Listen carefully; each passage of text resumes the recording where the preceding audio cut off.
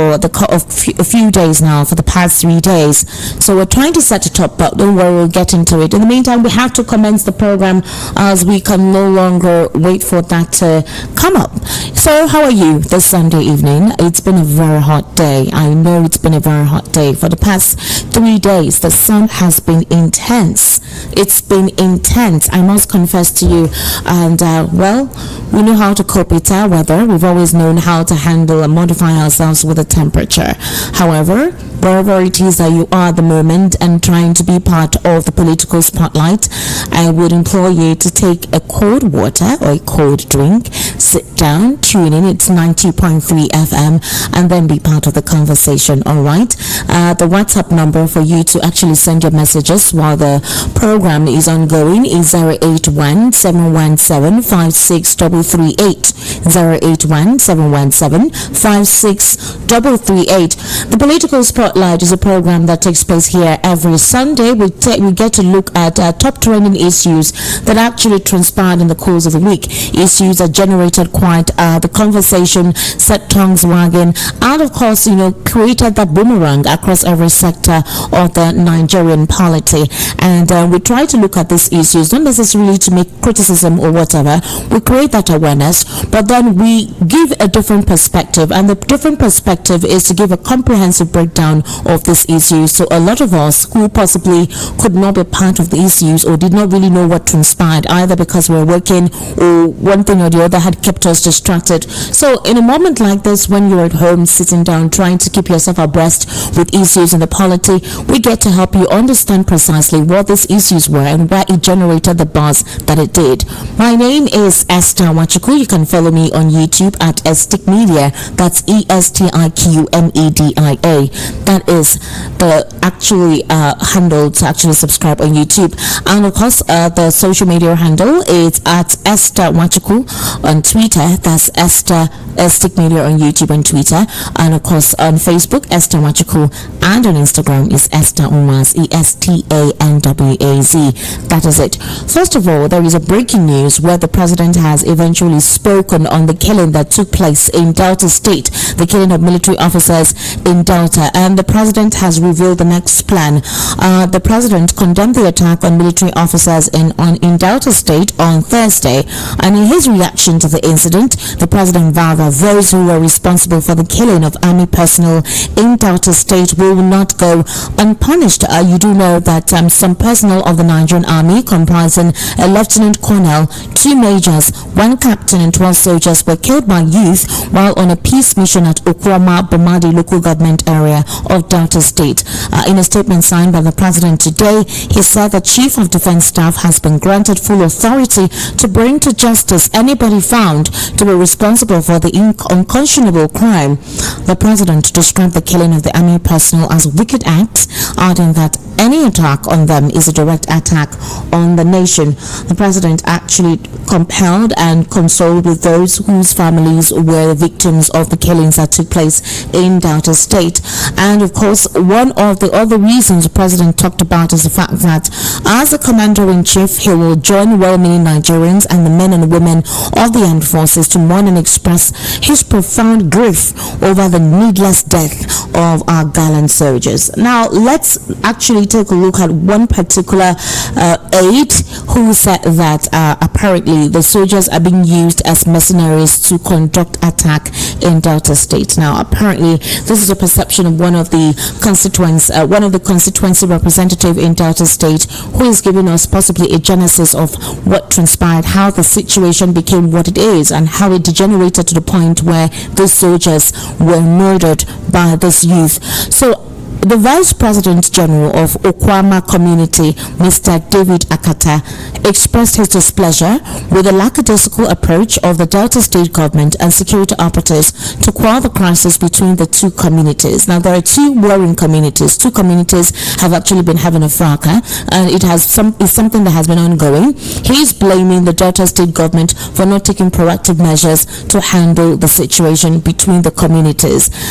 According to him, he's saying that that there was a peace accord with the state government and security operative in the state, and that they were standing by the accord. But oftentimes, the Okoloba people harass and assault, our people. This is according to the Vice President General of Okwama Community. So he says that our pleas to the state government to expedite action and caution the Okoloba leaders fell on deaf ears. Rather, they aided the Okoloba community and used their mercenaries to attack and kill our people. This is basically what he's saying. Akata also called on President Bola Tinubu, the Delta State Governor, Sheriff Obuwari M, and started shooting at anyone in sight, thus leaving 3 killed while several victims injured are currently receiving treatment in a hospital in the state. According to Akata, troops suspected to be men of the Nigerian Army on Friday, March 15, 2024, while chanting war songs, carried out what could be termed genocide on the innocent citizens of the community by setting their buildings ablaze. Another youth from Okwama, who of course did not want his name mentioned, said the people woke up on Wednesday to see the community surrounded by men in military uniform, numbering over 60, and without provocation, they started shooting and caused the death of 3 promising youths of the community, with several others sustaining gunshot injuries. The same military men repeated their genocide actions on innocent and law-abiding citizens of the Okwama community on Friday, which was March 15, 2024, which brought many burdens down. And according to them, in describing the incident, a lot of persons died in the barbaric attack, and that the number of persons who died cannot be ascertained, as many aged men, women and youth fled into the nearby bushes, and are suspected that some women and children might have drowned because many ran into the river out of panic. The leader of the Okoloba, who begged to remain anonymous because of the tense situation, accused the Okwama people of being the aggressor and called on the federal and state government as well as security agencies to beef up security in the communities to prevent an escalation of the crisis. He also confirmed that many residents of Okoloba had fled the community for fear of reprisal from the military, and the Okwama youth, adding that he, at the moment, the person speaking, Akata speaking, is actually speaking from a hideout. So apparently there has been a situation between 2 communities in Delta State, and it degenerated to a point. According to what he's saying now, the military were part of persons involved to actually expedite such action. Who knows, maybe that was what culminated to the youth doing what they did, but regardless, that was so wrong, that was so bad. A reprisal attack has already commenced. I think, was it this morning? Yes, earlier this morning, some soldiers went to Delta State and they started setting the city ablaze. Some areas were set on fire. So it's become something that is quite deadly, and it's not something that a lot of people want to experience. It's not a good experience for anyone to actually be part of. So some soldiers set the Delta community ablaze, and it has generated quite the reaction from several quarters. Well, apparently, the president has reacted to that, and he is asking that the military should take responsibility and make sure that they apprehend those who are found guilty of killing those soldiers who were on a peace mission in that community. And apparently, like I said, some groups have made some statements. Activist NFR George Will spoke on the purported involvement of members of IPOB in the deadly Delta State community clash. George Will said some people linked to the attack have blamed it on criminal gangs.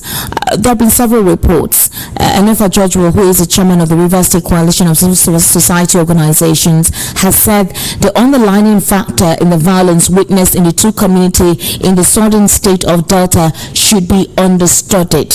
That this was not a normal situation. Something spearheaded it, and somebody allowed the situation to degenerate to the point that it did. We do hope that the troops who were deployed to restore order between the 2 warring communities, that is Okwama and Okoloba community in Delta State, we do hope that those who were involved in this mayhem, in this brutal murder of these soldiers on a peace mission, we hope they are aptly apprehended. And then, of course, whatever could have caused a community crisis, the situation that degenerated to the point whereby the military military had to be, put together to go there and resolve the problem. We do hope that peace is restored. I think the economy is fragile, and it doesn't make sense for people to kill themselves. This is not the right time for that kind of thing to occur. So I do hope that proper investigation is carried out and the needful is done.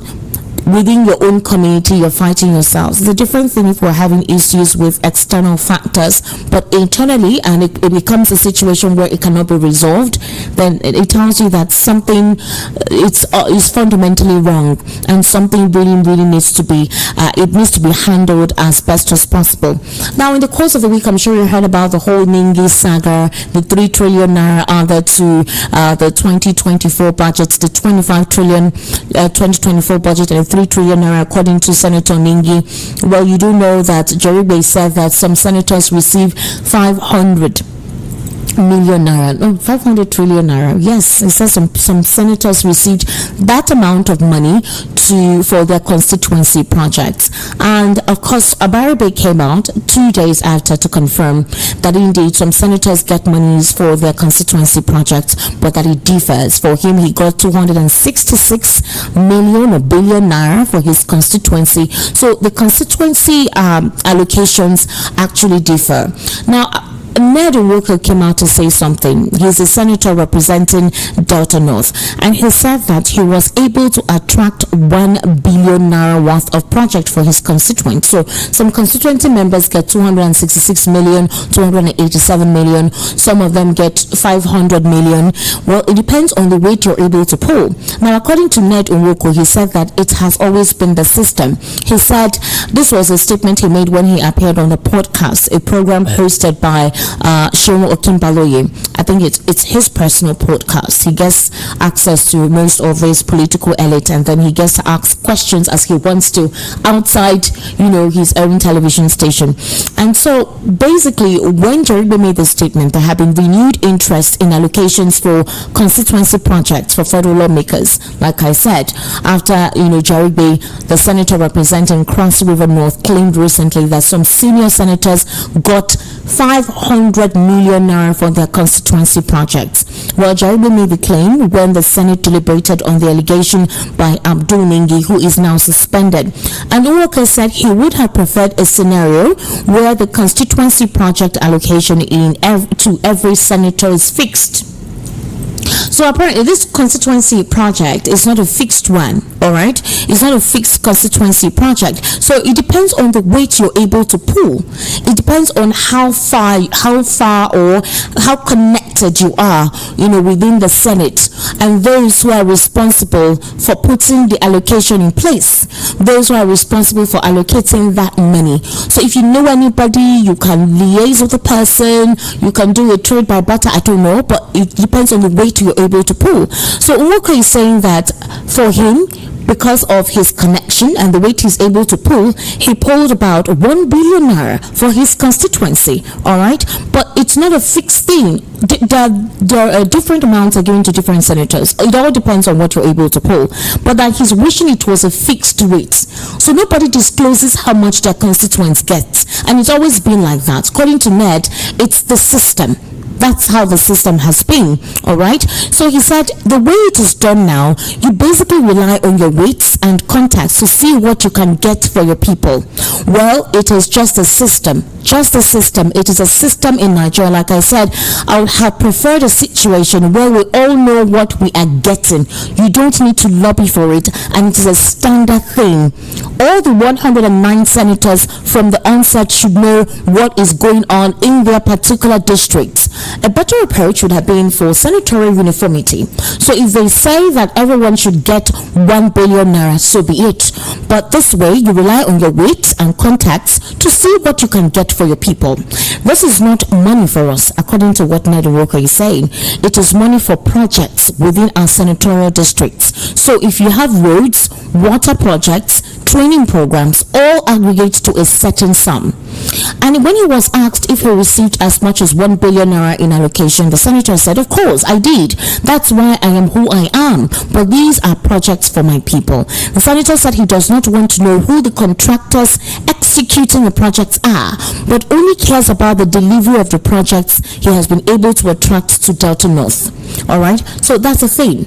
Now, Ali Ndume, who is the chief whip of the Senate, said presiding and principal officers received more in constituency project allocation because, according to Ali Ndume, some animals are more equal than others. So apparently, in the allocation of constituency projects, there is a hierarchy.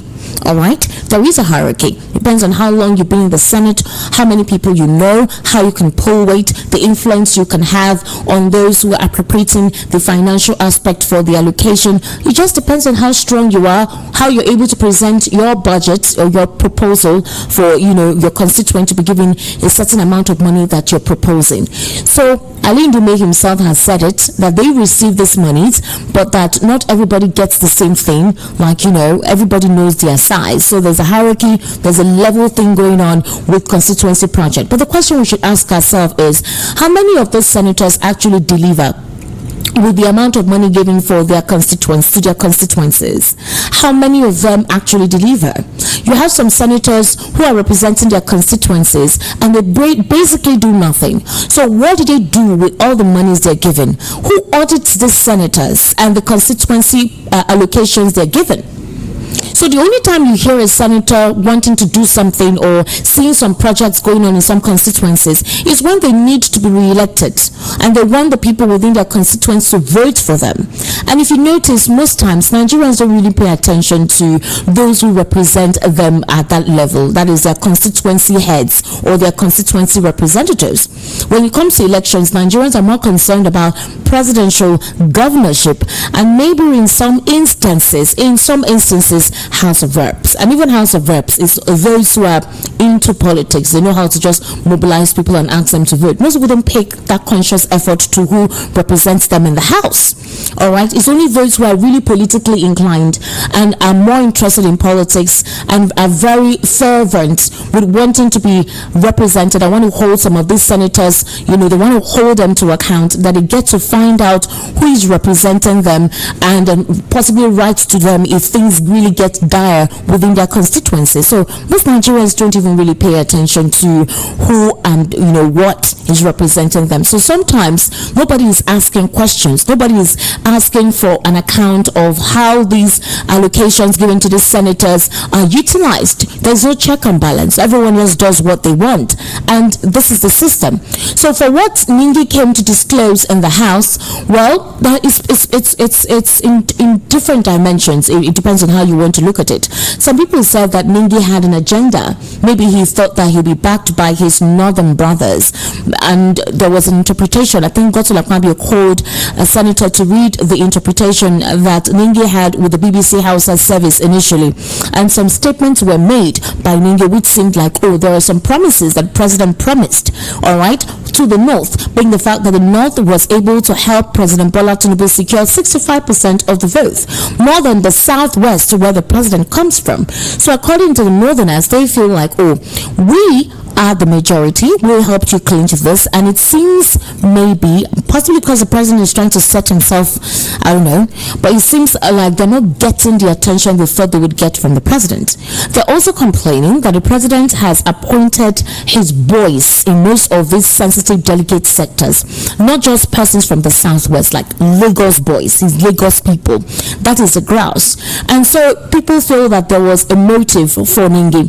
Now, Ningi was part of the appropriation committee that actually put up the budget, but there were questions have been asked. If Ningi was part of the appropriation committee, why didn't he ask questions then as to where the 3 trillion naira came from, and what was the purpose of him coming to the House to make such an announcement, or making that statement via the press?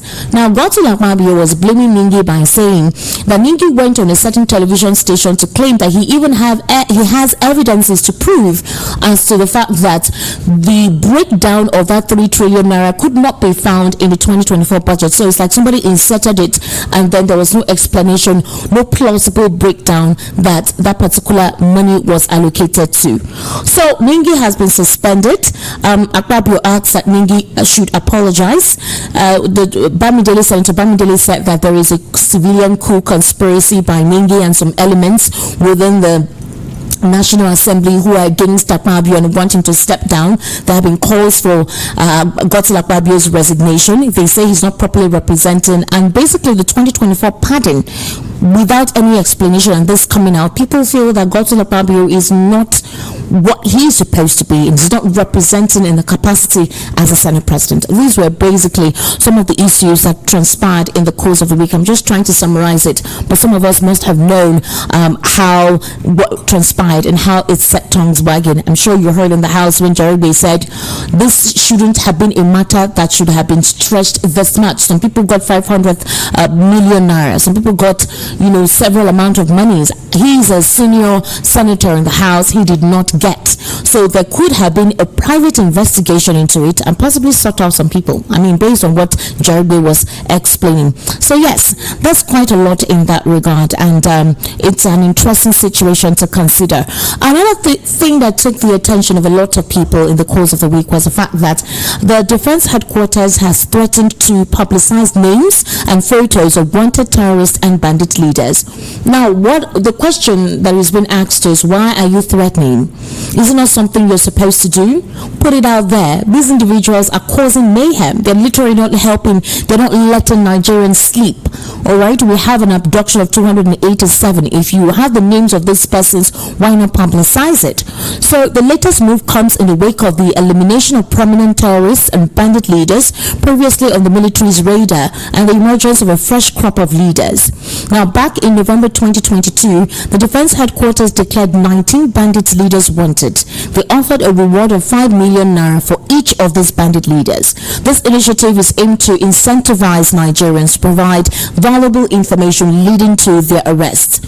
Now, among the notable figures declared wanted were Bello Turiji from Fakai Village, Zamfara State, Ali Kachala, also known as Ali Kawaji, also from Kayumbara Village in Danadu Maru local government area of Zamfara State, Ado Aliero from Yankuzo Village in Safe local government area, Zamfara State, and Halilu Sububu from Sububu Village in the Maradun local government area of Zamfara State, amongst others. So most of these bandit and Boko Haram terrorist leaders are actually from Zamfara State. Now, a recent report claimed that the military is in the process of releasing a new list of wanted terrorists, including their photographs. Now, according to the source, compilation of the list is underway, and Nigerians will soon be urged to cooperate in neutralizing these individuals.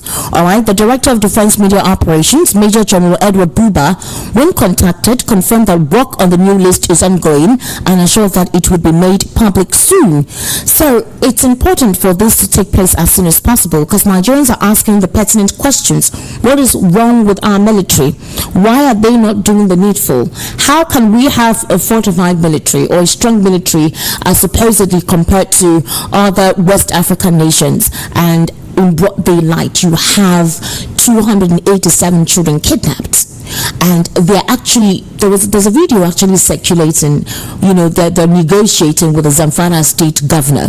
There's that video there, they're trying to negotiate with the Zamfara state governor. I think I saw that today. And the president has told the Nigerian military that he's not going to negotiate with terrorists. They should do whatever they need to do to make sure that those children are released. Gumi is saying that he can help the government negotiate. Nigerians are asking, what makes Gumi special? How come Gumi is in his house? If Gumi knows the faces of these terrorists, why has he not been asked to divulge their names and their location?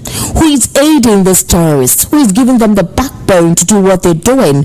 And the brazen attempts that they have actually utilized in carrying out their nefarious activities. So that's basically it. But the president has responded to Gumi in saying, we are not going to negotiate with terrorists.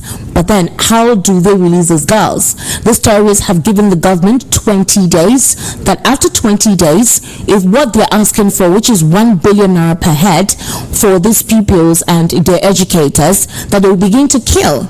and you don't want to take this, terrorists for granted. Well, let's see how the government intends to handle this. Will they handle this without paying money, as the president said he's not going to pay these terrorists? How will the negotiation process be like? How fast and fastidious would they be to ensure the release of these children as safely as possible? Who are these terrorists, and what kind of spine do they have for what they're doing? Who is sponsoring these guys? Who is enabling these individuals? It's important for the Nigerian Intelligence Agency to do something as soon as possible. All right, that is one aspect that took place in the course of the week that we're also going to look at on the political spotlight. Now let's go on to Mahmoud, the INEC chairman. He's been in the news lately ever since he came and gave a comprehensive report as to the 2023 elections. And according to the comprehensive report, where he stated that the situation with the IRF portal was something beyond their control, he said it was a bug, and that when they realized that whatever it was, that is, the results could not be uploaded to be seen in real time, they decided to use another method through which they can compile results. But Nigerians are asking questions. They don't trust what he said. They don't believe what he said. They don't trust how he came and gave the explanation. And the fact that he announced the winner of the 2023 elections very early in the morning when people were still sleeping. So people felt that there was a lot of planning underhand and ulterior motive to the whole thing. So they didn't believe our next comprehensive report on the 2023 elections. And since then, Mahmoud has been in the news. The last time was that they had commenced prosecution of those who committed electoral malpractices and electoral fraud. After that, we're also hearing that there are certain groups writing that he should not be banned, that is, his visa should not be banned. So here is the situation. Professor Mahmoud, there are takes that he is being banned from accessing the United Kingdom. All right, and the UK, the traditional rulers, under the auspices of Nigerian Traditional Rulers Council, they're urging the UK authorities to discard the calls by some persons in Nigeria to put a visa ban on Mahmoud for him to have access to travel out to the UK or any other part of the country. Now, this was contained in a letter that was addressed to the British High Commissioner and signed by some traditional rulers. All right, now their names were mentioned. There are quite a number of traditional rulers. Now, on Friday, the council pointed out that calls by a certain group, it described as faceless, are being mischievous to blackmail Yakubu with their unfounded facts and malicious attacks on the INEC boss.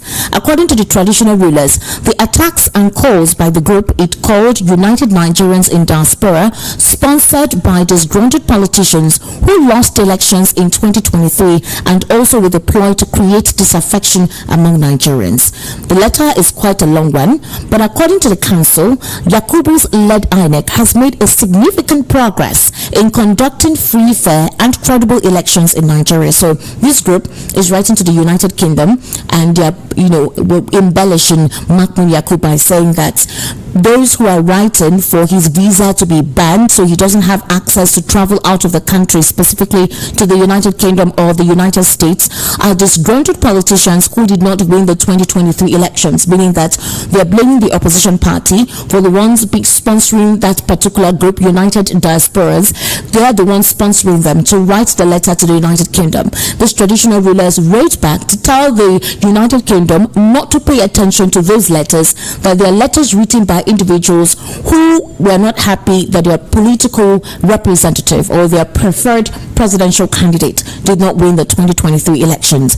And so, according to this group, in their writing, they said that INEC actually did conduct a free and fair election and that the electoral process was streamlined and voter confidence has been restored, that INEC implemented innovative technologies such as the use of biometric voter registration and electronic transmission of results to ensure transparency and efficiency. Also, the claims made by the disgruntled politicians, according to these traditional rulers, they say that the claims are clearly politically motivated, aiming to undermine the credibility of INEC and its chairman. And they say it is no surprise that these allegations have emerged now following their loss in the 2023 elections. It is an attempt to shift blame for their defeat onto INEC and distract from their own shortcomings. The traditional rulers also unequivocally expressed their support for the INEC chair, and they're saying that they should discard the calls for a visa ban. That is, they should discard the calls for him to be banned from having to travel outside the country. And they're saying that his tenure was marked by integrity, professionalism, and commitment to democratic ideals. The INEC, under his stewardship, has become a beacon of hope for the Nigerian electoral system. So they're urging all United Nigerians in diaspora, politicians and their supporters to exercise restraint and respect the independence of INEC, that it is essential for the peaceful coexistence of our nation that a democratic process is upheld, and that everyone should refrain from unfounded accusations and attacks. So they're saying that elections were conducted appropriately, and it was credible, it was transparent, that the United Kingdom should ignore the written letters and calls by some disgruntled individuals to ban Mahmoud Yakub from traveling outside the country. And so, because the calls are, is Mahmoud Yakub on the run? Is he actually running out? Where is he running to? Why is he running if his conscience is clear? That's a question everyone is asking. Well, the group are saying that he should not run. His visa should be banned and not be given access to travel out of the country until what no one knows. Well, these traditional rulers are writing on his behalf and asking that they should not listen to these unscrupulous elements, that they are people who are disgruntled and not happy with the fact that their own political preference, their own political candidates did not win, and so they're just looking for unfounded accusations to taint Mahmoud Yakub's image. And they talked about the credible angle through which the 2023 elections was conducted. Well, I'm going to go on the phone at the moment. I want to call on my analyst, and that is Barrister Eze Eluche. Barrister Eze Eluche will be giving us an insight into most of these issues that we're discussing this evening. And one of the reasons I really want Barrister Eze Eluche to come on board is the fact that beyond Barrister Eze being a political analyst and a legal practitioner, he's one that is more about nationality, and he's going to break down to us what this means. What would it be if at all this group succeed in ensuring that Mahmoud Yakub's visa is banned? Who has written for Mahmoud Yakub to be investigated? Has any group whatsoever written for Mahmoud to be investigated? Is there also an immunity on Mahmoud Yakub for now, since he's still the INEC chair? Is there an immunity for Mahmoud Yakub since he's the INEC chair, whereby he cannot be probed or no one can write for him for any further prosecution process to go on? If anyone has any report or any statement to make about Mahmoud Yakub and the fact that they do not trust his the way he conducted the 2023 elections, and they have facts to prove it, why has no one written, or written to the court or something, summoned him, write to the court and let that process commence rather than writing for his visa to be banned? All right. Good evening, Barrister Eze Eluche. Thank you for joining us on the Political Spotlight today. Okay, good evening, sir. Thank you for the invite. Can you hear me, Barrister Eze? Yes, I'm hearing you very well. Thank you for the invite. All right, thank you so much, Barrister Eze Eluche. Welcome to the Political Spotlight. I've already given a summary of a lot that actually transpired in the course of a week, Barrister Eze, and I must tell you that it's a mouthful. I've been reading out some of the things that generated the buzz in the course of the week. But one thing I want you to help me break down is the call on, a visa ban on Mahmoud Yakub. And the question now that Nigerians are asking is Mahmoud Yakub running away, and where is he running to? Why would there be a call for his visa to be banned? There's a particular group called United Nigerians in Diaspora. They wrote to the United Kingdom not to give Mahmoud Yakub access to the United Kingdom. That means they should place a ban on his visa. And some traditional rulers wrote to counter that letter, and they're saying that these elements are persons coming up with unfounded reports and accusations just to tarnish the image of Mahmoud Yakub. What's your take on all of this? I'm sure you must have seen this. What's your take on it? Well, in the first hand, and on the first part of the question, the so-called traditional rulers who intervened and were trying to mess up those who wrote to the British government not to allow Mahmoud Yakub to come into Britain, they appear to be misguided. Election observers witnessed the travesty that Mahmoud Yakub presided over. and they know that what happened in the 2023 elections was a sham. So whoever is trying to justify that sham should be ashamed of themselves. Those so-called traditional rulers should be ashamed of themselves, their families, and where they are hailing from. What they have done is to dip their hands or their interest in political affairs, which they should never, if they are really traditional rulers, be involved with. So we can just forget those characters as one of those things that happen in Nigeria. With regards to the diaspora group, yes, which wrote to the British government about Mahmoud Yakubu's vision, I mean, it seems that they're not even aware of what has transpired during the elections. If you recollect, the former British High Commissioner, the one lady, I mean, she's gone now, she had the temerity to come out and say that Nigerians should be proud of that charade which Mahmoud Yakubu displayed in the elections. She came out and was saying we should be proud of such nonsense. So when you write to the British government not to kill a man who has done their bidding, you wonder what is the purpose of such letter. Are you aware that Mahmoud Yakubu has done exactly what the British government wanted him to do? And if you're aware, so why bother with such letters? Let them give him the vacation, let him go wherever. But the issue is, in Nigeria, we realize what harm, what damage Mahmoud Yakubu has done to our country. And it is left to Nigerians to know how to deal with him, deal with his image in Nigeria. Mahmoud Yakubu can go to wherever he wants, particularly Britain. Because if the British High Commissioner could tell us that we should be proud of the nonsense he did in the elections, anybody should realize that writing to that same government not to give him visa is just a joke. They will welcome Mahmoud Yakubu with the red carpet. But that is not the issue.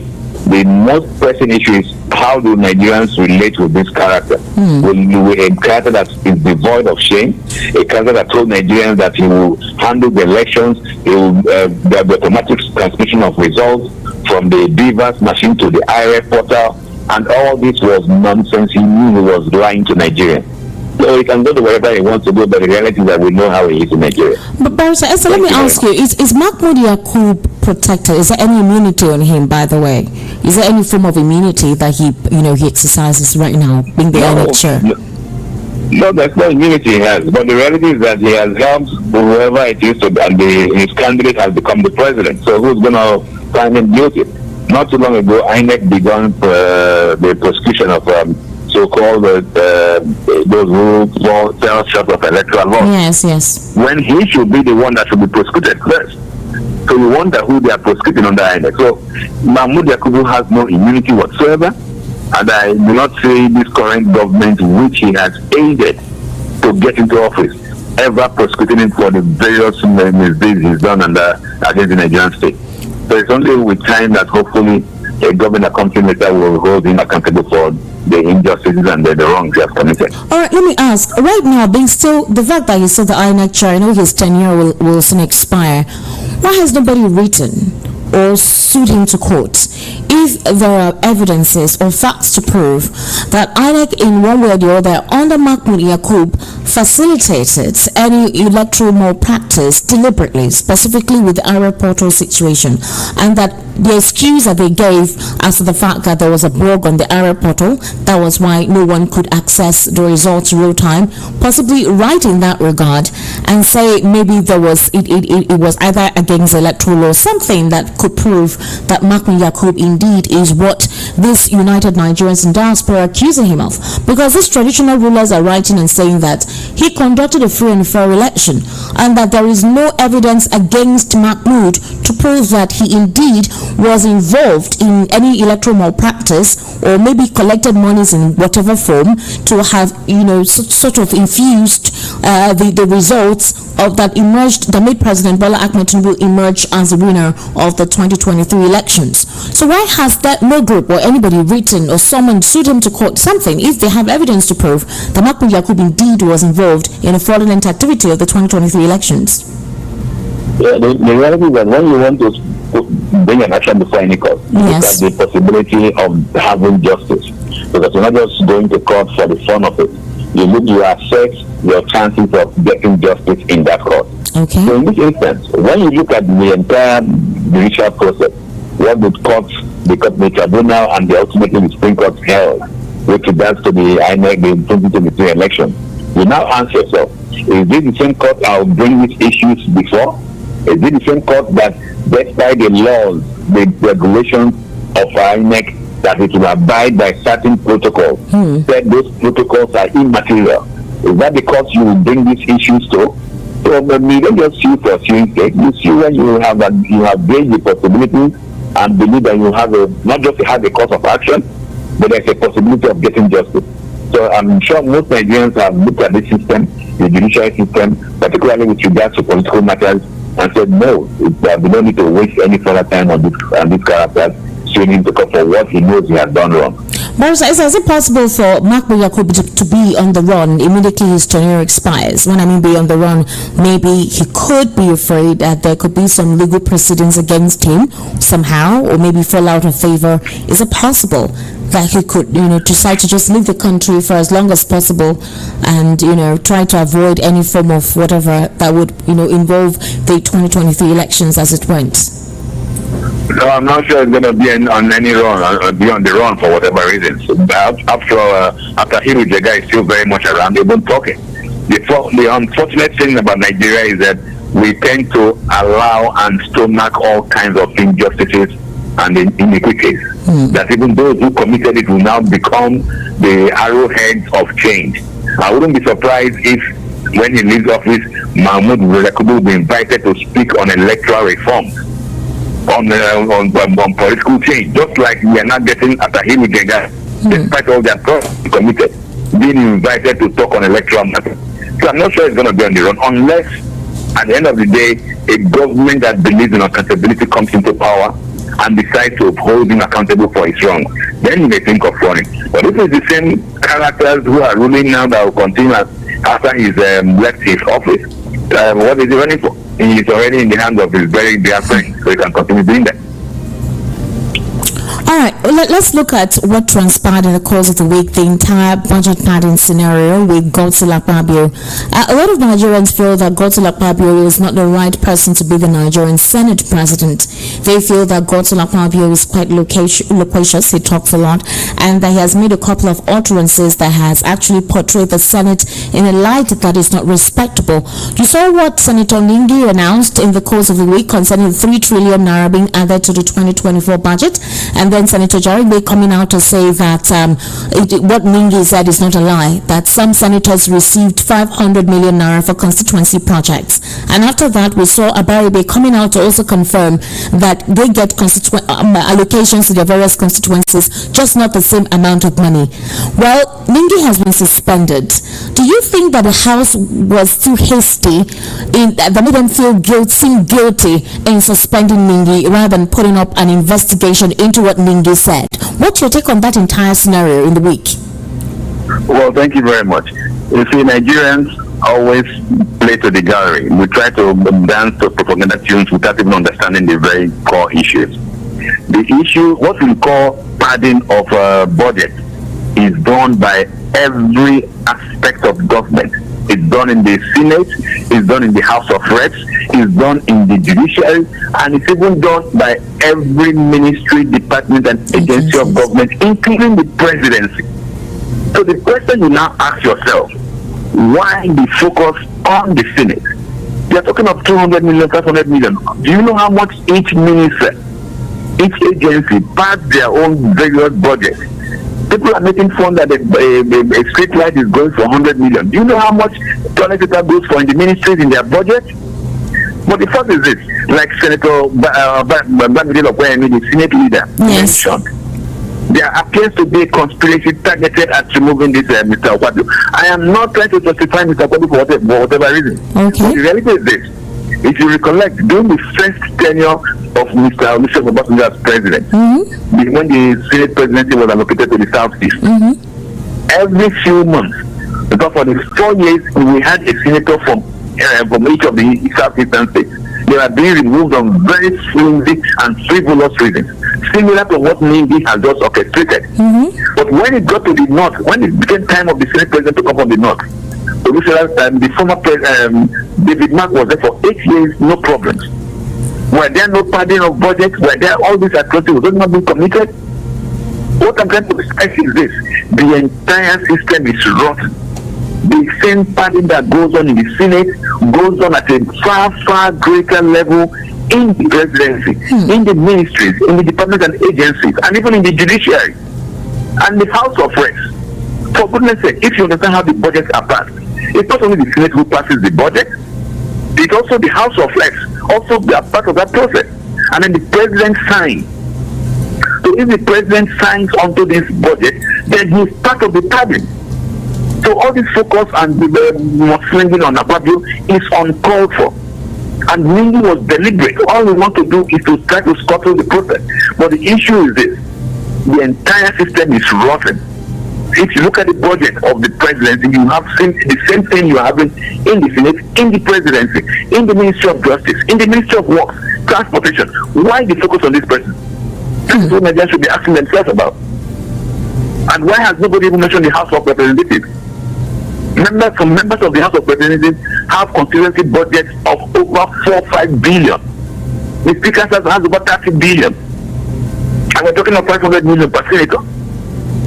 How much did Mingi get? That's what we should be asking ourselves. And not just because somebody comes up and talks a lot of crap, trying to be sanctimonious in the Senate, then we listen to him.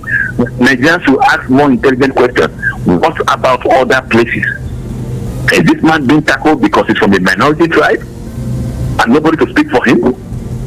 That was the same way they haggled and they tried to insult and disgrace Goodluck Jonathan because he comes from the Ijeoma nation. Is that how it should be done in this country? Is there no pardon in the presidency?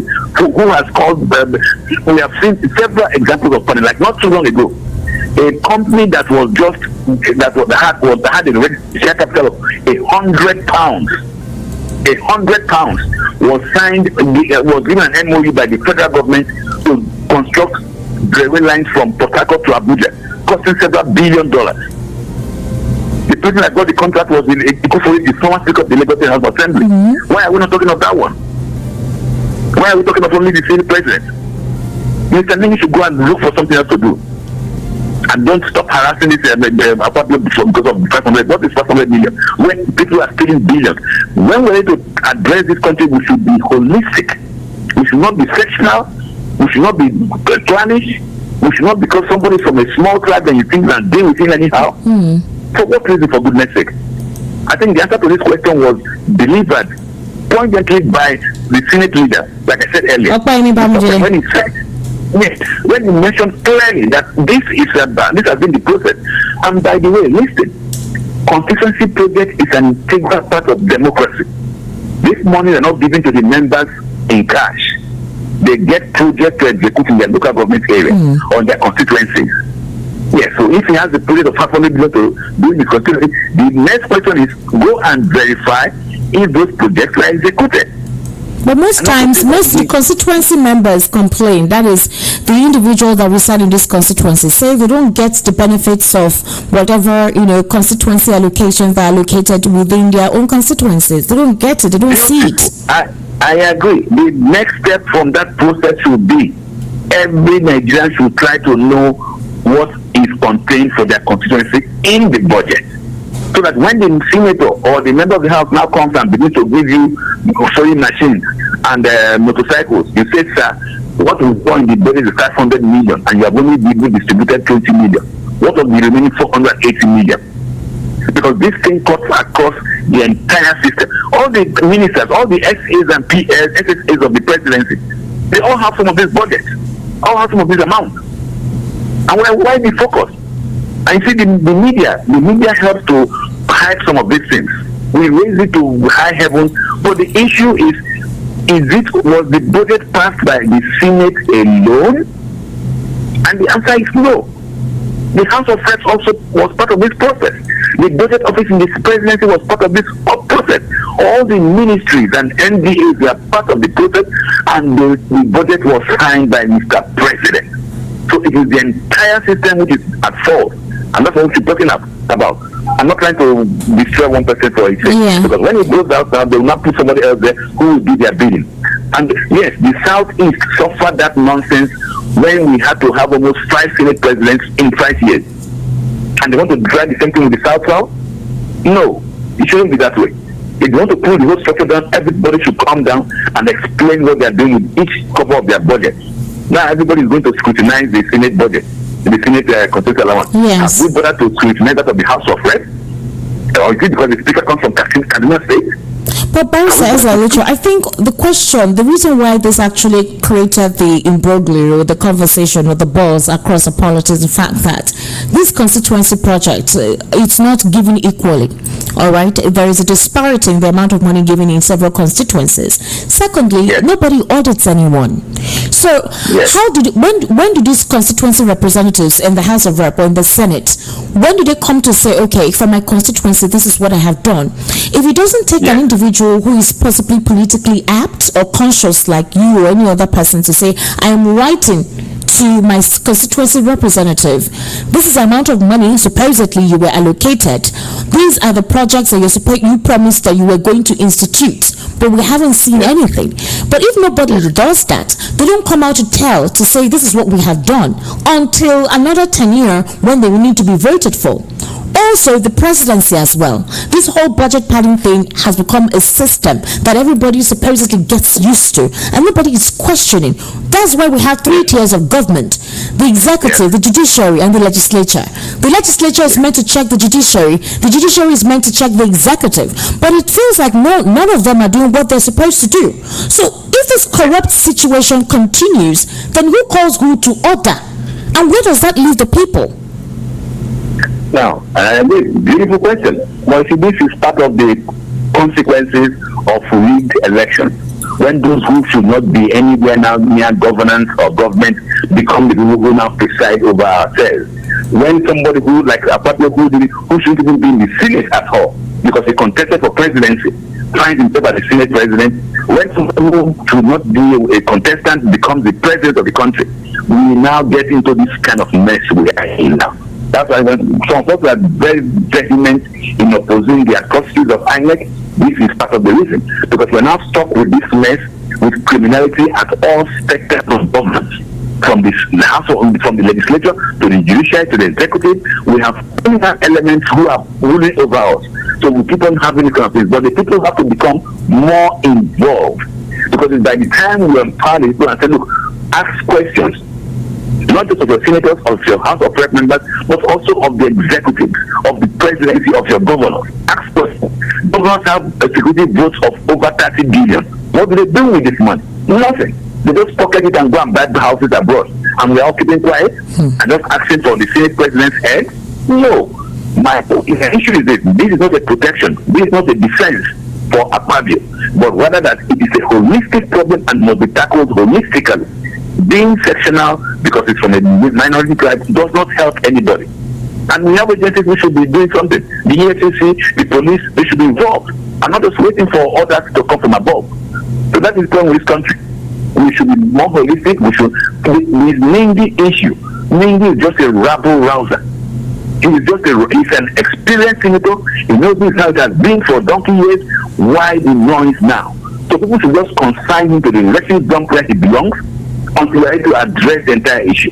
We are not, for now, we seem not to be ready. But when we are ready, we will also ask the House of Reps, what are your constituency allowances? We also ask Mr. President to come and defend the line by line of the budget, of the budget allocation. And not just, that's how it should be done. Not just to be sectional or just be myopic in addressing issues. We should be holistic. That is my say on this. Thank you so much, Barrister Egwuatu. Although Omoyele Sowore, who is a convener of Revolution now, which led to his incarceration by the previous administration, led by former President Muhammad Buhari, has disclosed recently that President Bola Tinubu does not believe in state police. According to him, he said, President Tinubu does not believe in policing in the first place. He's a lover, sponsor, and supporter of criminal and violent non-state actors. And he's also calling for Nigeria to abolish the bicameral legislative system. He says Nigeria must abolish the bicameral legislative system and engage part-time lawmakers to make laws. That the Nigerian Senate is the retirement home of looters and criminals, mostly former state governors. What's your take on his statement? So who made this comment? It was made by Omoyele Sowore.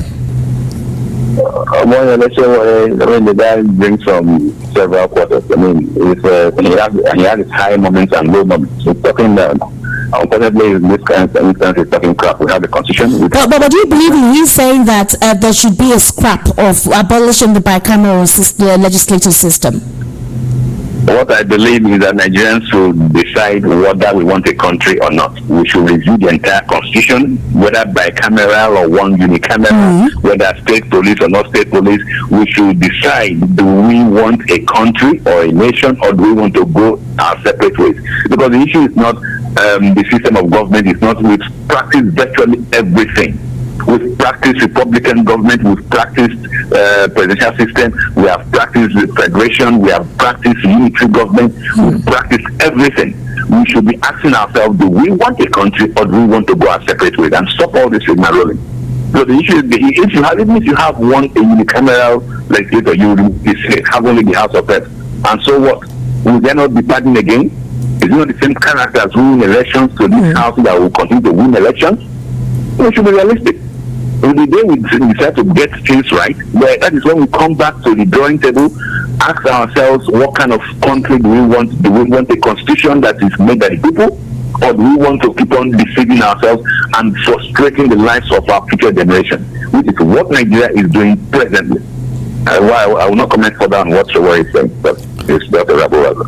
What's your take on the president ordering, directing southern and northern governors to provide grazing land for herdsmen? This has been on the conversation for quite a while, since the previous administration of Muhammadu Buhari, and he's directing that these herdsmen should be given an opportunity to graze along the routes that they go. Do you think, with the current security situation in the country, that's the best course to possibly ameliorate any security breach or any issue between communities or between ethnic groups? Well, if the president ever made such utterances or directions, it suggests that he may not be fully aware of his powers and the limitations of his powers under the Nigerian Constitution. As a president of the Federal Republic, he has no powers to direct any state government to do whatsoever. Because just like he was elected, they were also elected. That's what the law book says. That's what the constitution says. He can, and under the land use decree, the lands in urban areas are vested in state governors, while the land in rural areas are vested in the local government council.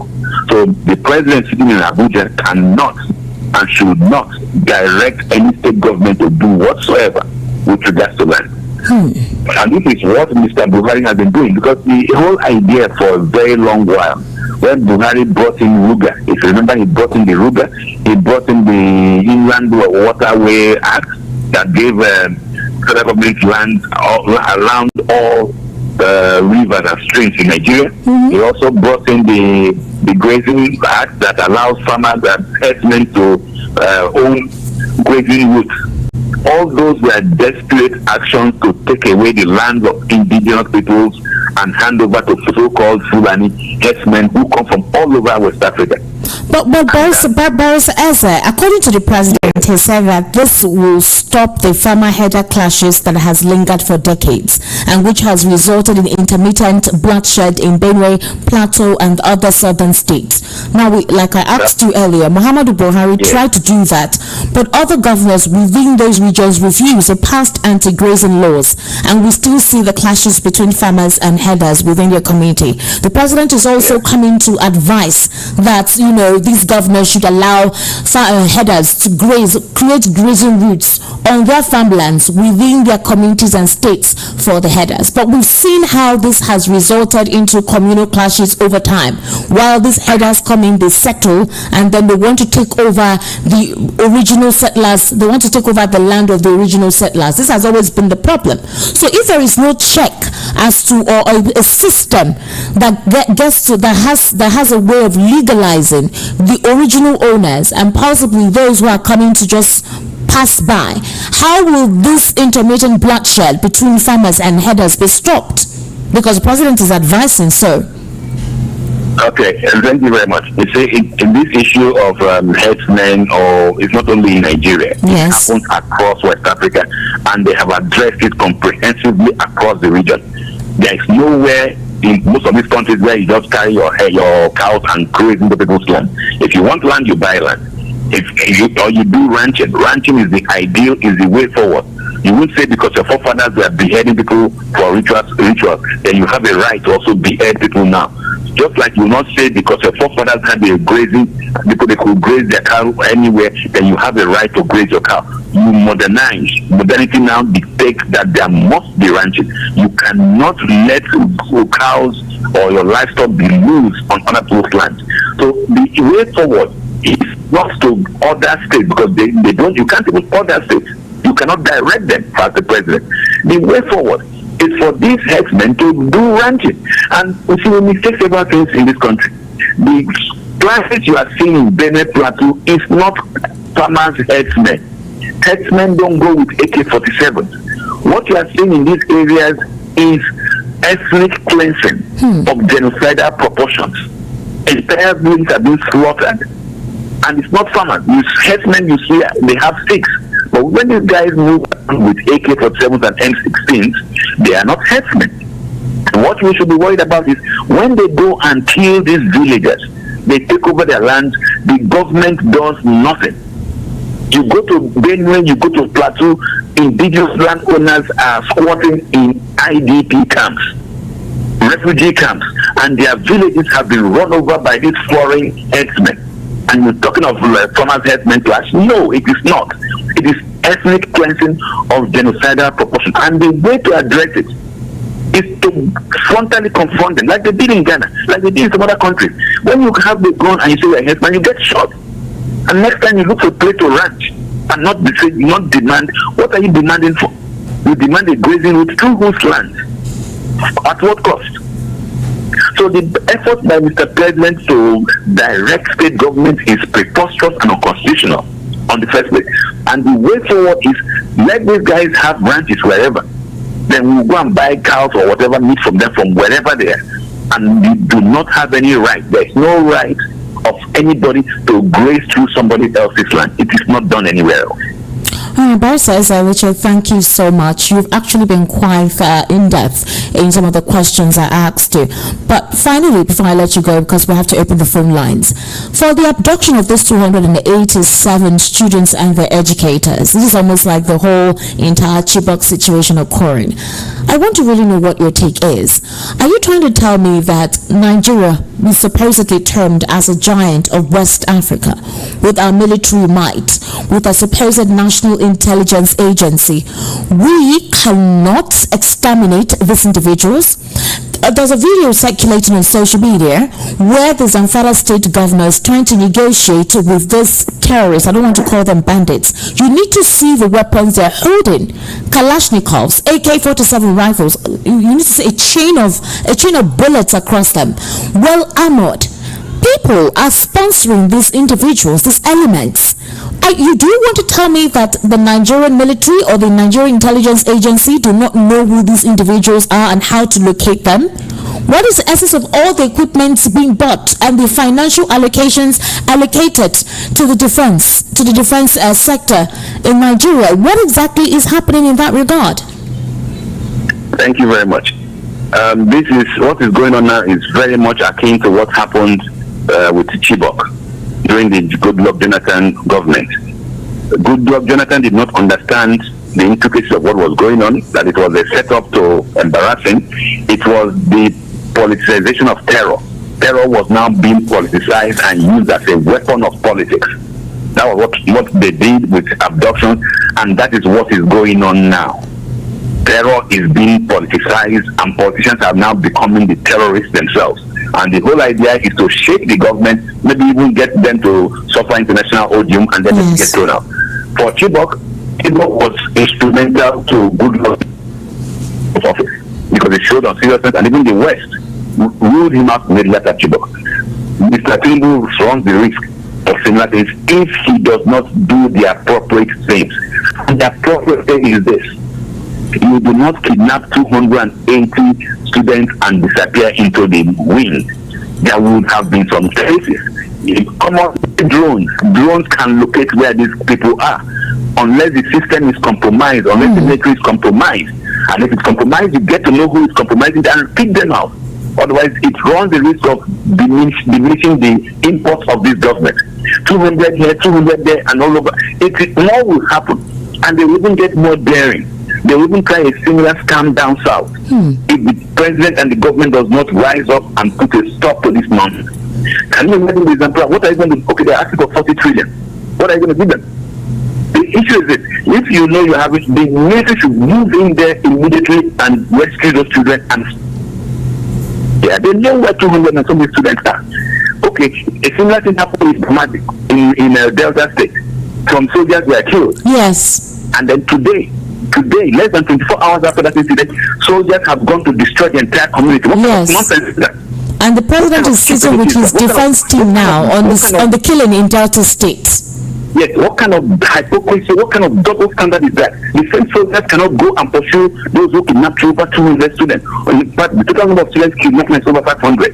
The same military cannot do that, but they have the guts, the commit to go and commit murder in Delta State. If your soldiers were killed, try to use some intelligence and get who and who killed the soldiers, and not go and destroy houses. That means this kind of double standard in Nigeria must stop. And one would have thought that with somebody like Tinubu in office, you have the guts to challenge this stupid system. But it's not doing that. And you are discussing paying ransom for 200 students? No, you don't do that. And like I said, what happened in Chibok? If you look at even where they're kidnapping, where they're doing these kidnaps, in Chikun in Kaduna State, it's more of a Christian area. I wouldn't be surprised if the bulk of those kidnappers were Christians. And they tell you they're bandits. What is bandits? This government is irritable. They should move in and do the needful. If the military, for instance, can move in within 24 hours and go and destroy the community in Bomadibo in Delta State, where the some soldiers were killed, how many soldiers or generals have been killed up north? How many communities were destroyed? We must put a stop to this double standard in nonsense in Nigeria, otherwise we'll go our separate ways. So my view on this kidnapping is, one, there should be zero tolerance for kidnaps. There should be no negotiations. Once you see the kidnappers, go after them and save those who you can save. If out of the 200 you save 30 or 40, next time the kidnappers will learn that it does not pay. But if they go and head and negotiate and pay some money to these criminals, they will use those more funds and buy more weapons and then get stronger. So let the Zamfara government or whoever keep on negotiating with his colleagues, because that is, they know them sucks. But the federal government, the funds from the Nigerian crude oil funds should not be used to pay these rascal idiots. That is how it should be. A government has to be a government. We cannot commit with terrorists. All right, thank you so much, Barrister Ezra Richard. Sincerely do appreciate your intensive, in-depth analysis on the political spotlight. Thank you so much. Thank you, and have a wonderful day. All right. It's time for us to take your phone calls. I do apologize. Like I said, there's quite a lot of issues that transpired in the course of the week, and we really needed that in-depth analysis. We needed his perception. There was quite a lot of different scenarios, different takes on the situation with Ningi, Jarigbe, and a couple of other senators that reacted. And there have been several takes on it. INEC chairman as well, based on the fact that a group wrote that the visa to the United Kingdom of INEC Mahmoud should be banned. There was quite a letter written, and some traditional rulers wrote to counter that and say that Mahmoud conducted the elections as transparently as possible, and that the individuals who are writing that letter are individuals who have some ulterior motives because they have no evidence to prove that Mahmoud did anything wrong in his heading the 2023 general elections. The number to call is 0700 9003 903. 0700 903 903 903 0700 903 903 903. That is the number to call. And then the WhatsApp number is 081-717-56338. 081-717-56338. Hello. Good evening to you. Hello, good evening. Ben, it's been a long time. How are you? No, it's not a long time. It's not a long time. It's been a long time. I heard you. I've not heard on my program. I mean, this Sunday is true. Precisely, this Sunday doesn't favor me. Yeah. Sometimes you come back, so it doesn't favor me. All right, go ahead, please, Ben. And I really remember Mahmoud, you know. All right, go ahead, please. He intentionally, his conscience is fighting him. Okay. His conscience is condemning him. He intentionally rigged the election. I don't know what he's just using light to cover light. His conscience is judging him. The other workers, he did not give them a password. He did not give them. All of them were complaining. People were covering the election. Yes, we did cover it. But in first tax, every was in first tax. Yes. Moving from one place, he was at the show that I listened to you. That yes. He was at that time. Most people said he was crossing roads. He came alongside. Yes. But everybody was complaining that they did not give password for presidential senatorial election to transmit the election to the result to the RF. For National Assembly to transfer the result to the IRF that will be present and do not give any password. And all those guys, people, as they are trying all their best, they think cannot go. It did not go at all. And so they decided to carry the thing from one place to another through this and that was the one they started rigging the election. The Federal and National Assembly, there was no much complaint. Concerning Tinubu and the Fulani, there's nothing like Fulani men now. It is just terrorists, kidnappers. They will just use cover up and carry people come outside to shoot Homo Postis, carry passengers and enter inside forest. I don't know why Tinubu is waiting like this. It is too bad. It's not a thing to condemn what people are doing. It is actually for them to carry cow on the movie. It's right that Nigerians stop eating cow. That is the best thing we will do now. Let everybody stop eating this cow. So that all this nonsense will stop. I don't know whether Tinubu is the Fulani man. Let him go to Road and build plaza for them. Let him go to and build, start living more for businessmen. So many Yoruba people have trailers, like the trailer park. It is not only these people that have never gone buy land. So can do that. I will get them in Kano say, come, I will give you people land that will come. That was the whole cows in this country, all the whole red men. And they ran away. The night after they offered them the incentive, they ran away. But they just use cows, enter forest. They will leave the car, but every them will carry a cable seven. Go to the road, shoot vehicle, destroy the tires and everything. And the person that enter forest, it's just 100 million, it's just 120 million. The Baptist bishop, they kidnapped. Yes. What happened to this man? Thank you so much. God bless you. Thank you, thank you, Ben. Thank you so much for calling, all right? 0700 903 903 903. That's the number to call, 0700 903 903 903. And the WhatsApp number is 0817 717 56338. 081 717 56338. Hello? Hello? Hello? Yes, good evening. How are you? I'm fine. I am fine. Name and location, please. My name is Mr. Esther. I'm coming from Malawi. All right, please go ahead. Yes, I want to talk about the military activity in the Delta State. Delta State, okay. That has happened so far. You know, I know only the people who are in the office who are the public figures, only their voice we always heard on radio and everywhere. But the opinion holders and we that also talk from home, we should also lend our voice to some things that is not too right. You said somebody is about to reprimand the military activity. Yes, because the way they carry out some activity sometimes, most of them are high-headed when they are carrying their duties. You see, that killing is not ordinary. That is a firepower that comes from the youth to attack such a military personnel. That is not ordinary. I think the president should look for political solutions than to other military to commit genocide against Niger Delta. No, the president did not order. The president did not order for that. Oh, he didn't order for that. In fact, he's sitting with the defense chiefs. I thought I heard you said that there's a reprisal now. No, the president did not order for reprisal. It was the soldiers that went on their own. They went on their own to burn the communities in Delta states. Not the president's order. This happened this morning. Okay. Yes. Yes. That and the disaster is still fresh in the mind of Niger Delta.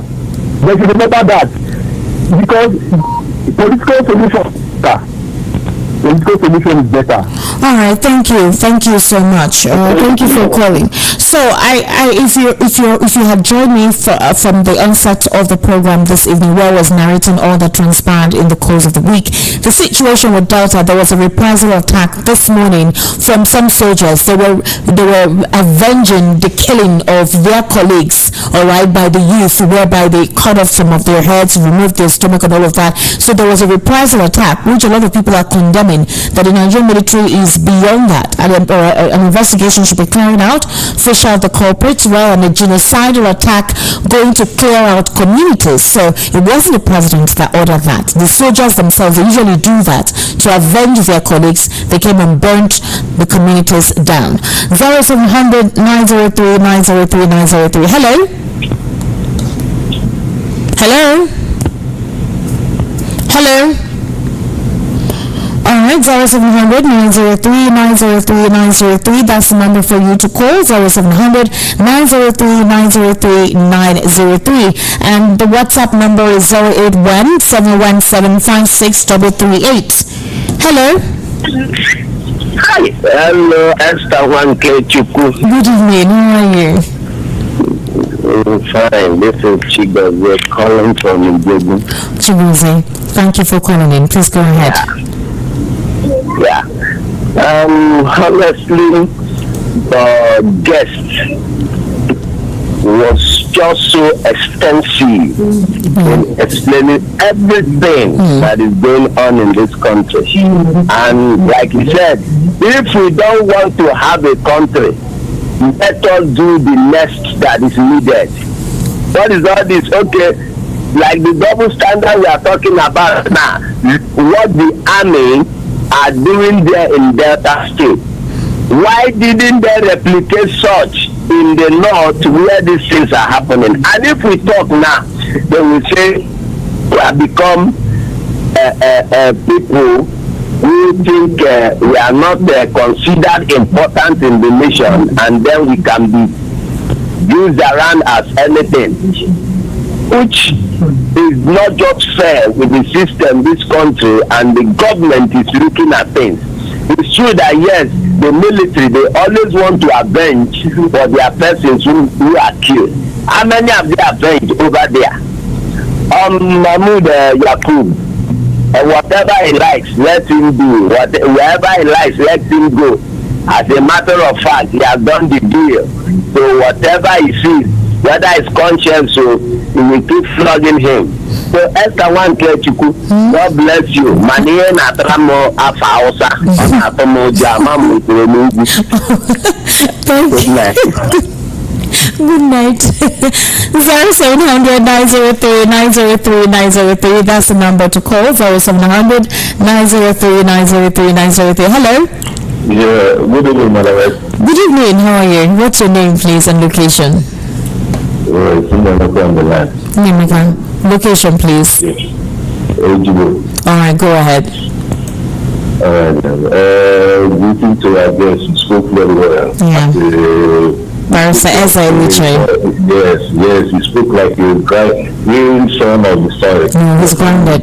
Trust me, he's grounded. Nobody should be happy with what is going on in Nigeria.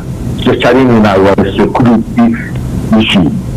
Nobody, as if you're running Nigeria, you must be upset, because insecurity does not matter. It doesn't care who you are. It don't know you. It doesn't spare you. All those victims, no one woke up morning time and pray that God should make him a victim of this rubbish. But they find themselves inside because they are paying the consequences of bad leaders. As a nation, look at what we are facing. As a great nation like us, they kidnapped 208 something children. Still, our head of the state to the security apparatus are, moving front and back like a seesaw, like a kindergarten children. A whole nation, you people have the power to control security. You people have the power to rule the nation and put the nation in a peaceful way. You are failing us this way. Let me be honest to everybody as a Nigerian. Listen, we are taking this to be easy. Very soon, all the whole states will have their own military. Then, where are we going to? We will the same on this. Please, we are begging them. Leadership is not only to force yourself to be in charge. It's to take care of the people that is in charge of, under your charge too. To protect and give them peace. Thank you. God, oh my God. Thank you. Let's take other calls. We are getting us into some place we can never take it easy with them anymore. Let them take care, please. Thank you. Hello. Esther. Yes. Good evening. How are you? Hello. Can you hear? Hello. Hi. Can you hear me? Yes, but I don't know if it's okay. Yes, I can hear you. Go ahead, please. Okay. Perfecto. Well, thank you for what you're doing. My name is Remy. I'm calling from London. Remy. You see, let's put it straight. When during election, I was telling people, instead of having a President Tinubu, I prefer to beg Buhari to do third term. Because this state we are right now, I am afraid for the soul of Nigeria, right? I am so afraid for the soul of Nigeria. Look, the approach is still the same. Insecurity is on the rise, and no society can survive this pace of instability.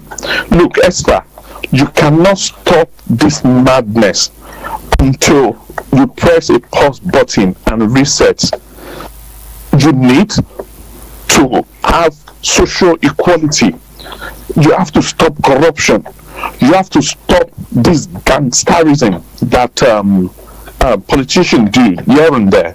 Without that, nothing will happen. Showore told you, I said yesterday, that Tinubu is not interested in state police.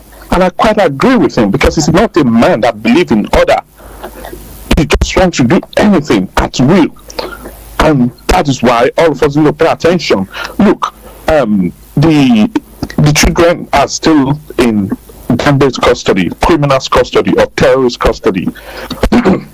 Tell me, which society on earth we have this large size of children in the custody of criminals? You have damaged these children for life. You have damaged them. And if a responsible president will resign, Tinubu should resign. If not, it will cost.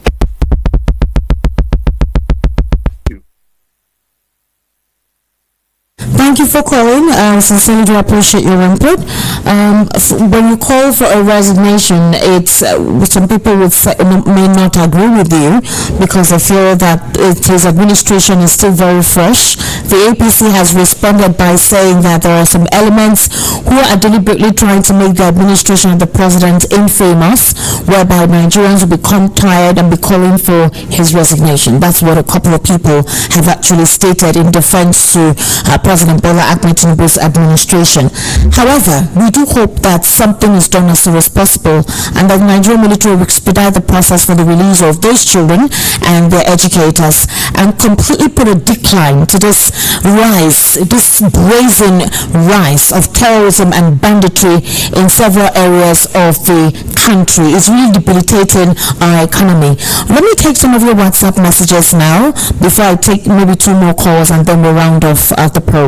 So the soldiers can go on their own without order to burn down houses in the community, but they would never do so in the north when terrorists ambush and kill them. When all the kidnappings happened last week in Upper Week, how many soldiers did you see going on reprisal on the terrorists?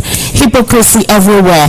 One can say they are scared of the terrorists, but quick to beat and kill defenseless citizens. I see it as cowardice. If Nigeria was a normal country, those soldiers would be arrested and locked up. An American soldier cannot shoot at a suspect carrying a gun unless they're being shot at. If the soldier does that, he would find himself in court and in jail regardless. If the act was committed outside America, the Nigerian army act like they have no training sometimes. Is it not barbaric to go about burning houses, killing people? How is your act different from those terrorists you claim to fight against? Next time, let me know your name when you send messages, please. Alright? So, kidnapping and politics are economic booms in the north. May God have mercy on Nigeria. Harry Oganda from Pangrove. Thank you, Harry. Good evening, Esther and guests. You can see the difference between Israel's government and army and your government and armies. You can see zeal and determination. They didn't mix their work with politics, doing eye service and propaganda and hypocrisy with their citizens' lives, unlike what we have here. Your president and their ceremonial service chiefs are giving schoolboy excuses in a situation our security operatives have been turned to politicians giving excuses. Nothing will work. The terrains that they say they cannot enter, politicians went there to sympathize with the people. Who are they fooling? For this government blessed are those who do not expect, for they shall not be disappointed. Okay? Good evening from Adeyemi Kamoru from St. Town, Lagos. The truth is that if civilians are allowed to kill soldiers on peacekeeping missions and there is no immediate fight back, it would send a signal to all bandits, terrorists, separatists and belligerents that Nigeria is weak. Alright, Adeyemi, thank you for that perception on the situation. Hello, good evening. Good evening, Esther Nwachukwu. The Lord is your strength. Thank you. My name is Peter Usifo. I'm speaking from Abanze in Ikotu. Quick one, please. The military saying that they are about to expose the terrorist sponsors. Is commendable, but it's also very cosmetic. The only true list that we get, it should be from the presidency or the president himself when he addresses the nation. Otherwise, we see because the military, people will say military is fake list, ministers is fake list, and other are fake list. So that is all what they want. On Senator Nindi, yes, I have always said it, and I'm happy your guest also confirmed it, that Senator Nindi is a rabble rouser who just wanted to be heard and could not prove his case beyond reasonable doubt. Let it be clear that in any democracy, the parliament, either that they have the power of the purse, they may increase the budget or reduce the budget. But in Nigeria, they have always been increasing the budget and people see it as padding or stealing. That is very wrong. Then finally, I must let Nigerians know that the northern elite now saying that that the state president about 65% in the last election. For me, that is blackmailing and very petty.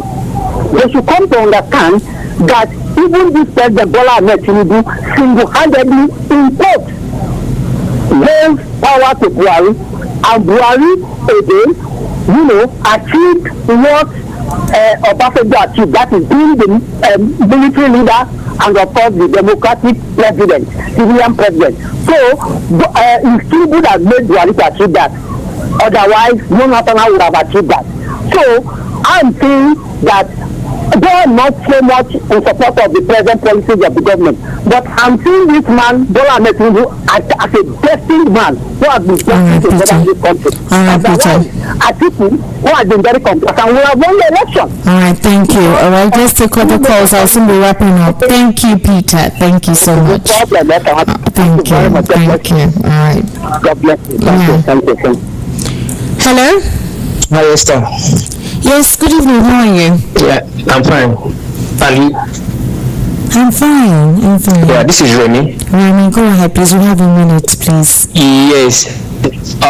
I agree with your guest, but I disagree with one of the views he made.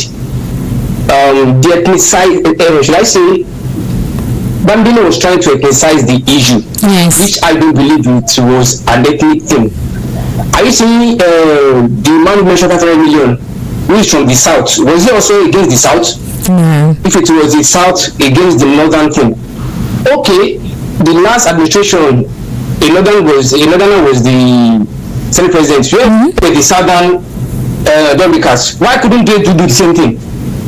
So whenever there is an issue, they try to ethnicize it, and we also fall into that deep pit. We shouldn't make it.